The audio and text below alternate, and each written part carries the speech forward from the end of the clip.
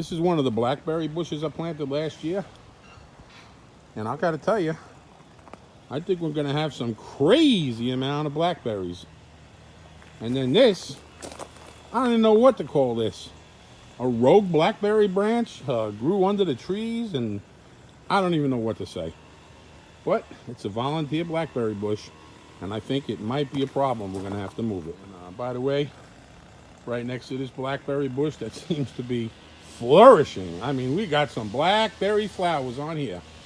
And right next to it is a blueberry bush we planted last year. And I mean, it ain't no joke. Look at all the blueberries. I mean, that's pretty crazy, isn't it? It's spectacular. We're all excited. And this bean tunnel, we're going to be planting those beans pretty soon. We're digging all the leaves back out of this bed because last year when I put it here, I couldn't make a straight line. There wasn't enough room to put this one in between. So we emptied this one out. That was a lot of work because it was all those tree stumps that were grinded up. After 3 years, they were most of the way into dirt, and it was heavy. So we had to empty it to move this one over to make that space. Now we empty these leaves back out, slide this one in so I got a nice straight row because I'm trying to make my stuff all nice and neat and straight lines so Hollis will be proud of me. Hollis, you and your wife are an inspiration. I love watching a whole lot of channels, but your stuff is like so perfect. It has inspired us to change our garden and try to make it a little bit neater. And we're growing a bunch of flowers so we can mix flowers in and get the pollinators going.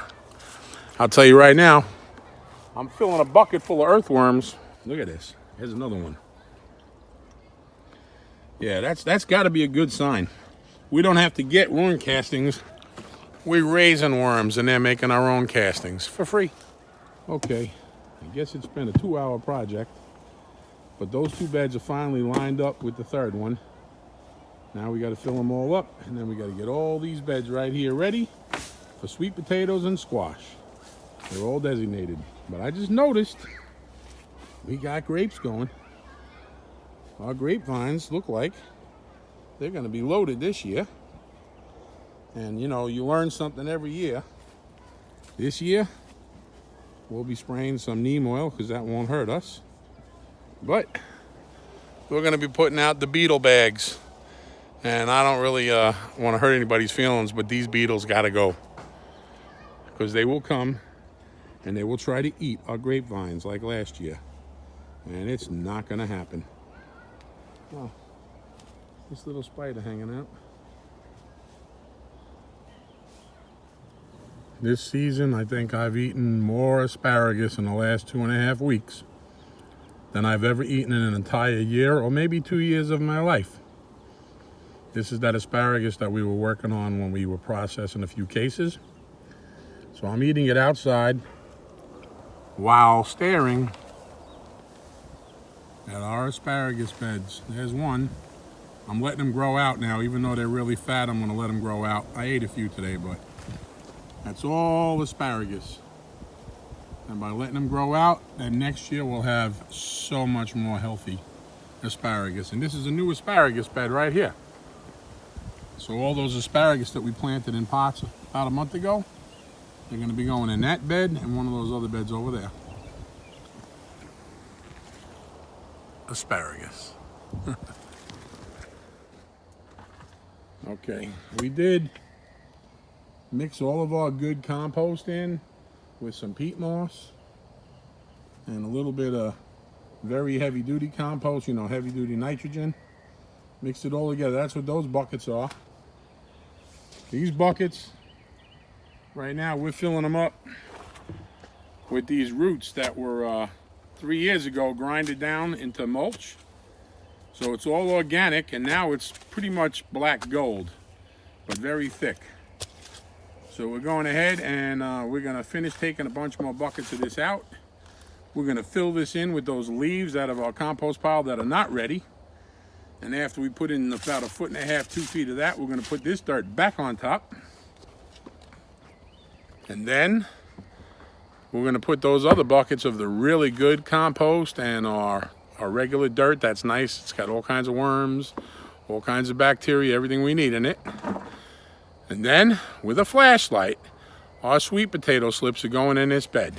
Because I am determined to have sweet potatoes planted this weekend. Might not get all 8 or 9 of these beds on this side of the yard done tonight, but I can promise you, next time you see me in a video, you're gonna see sweet potato slips planted in this bed, in the dark. Right, Anthony? Yep. All right, Anthony is squashing down the leaves. You can see they're nowhere near ready. That's almost like fresh leaves mixed in with some leaves and some compost from a pile. The older pile is getting smaller and smaller. That's okay, he's squishing it down. And now we're gonna sandwich it between this dirt that we took out, the dirt we left in. So it's gonna be like a leaf sandwich with black dirt on top and black dirt on the bottom. And then we're gonna use our already, I guess this is about our 3rd year. The top layer, we just keep adding some stuff to it, like the peat moss and a little bit of fresh organics filled with nitrogen. And then sweet potatoes are going in.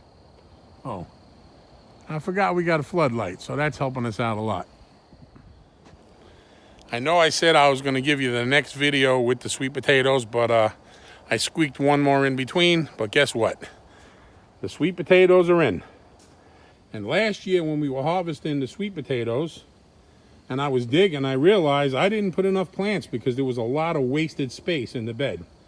So this year, some of my sweet potato beds, I'm gonna do at least 4, are gonna have plenty of plants in the bed. And we'll see if we increase our harvest. We'll find out.